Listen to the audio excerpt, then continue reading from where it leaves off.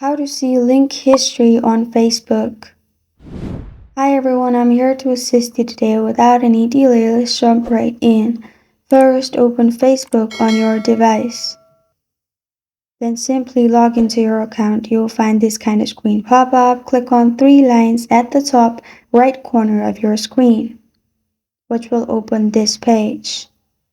In here, scroll down and click on Settings and Privacy. In Settings and Privacy, you will find Link History. Click on Link History, which is below Order and Payments. After that, you will find all your link history in here. As you can see, I have no link history right now, but if you had any link history, you would find it in here.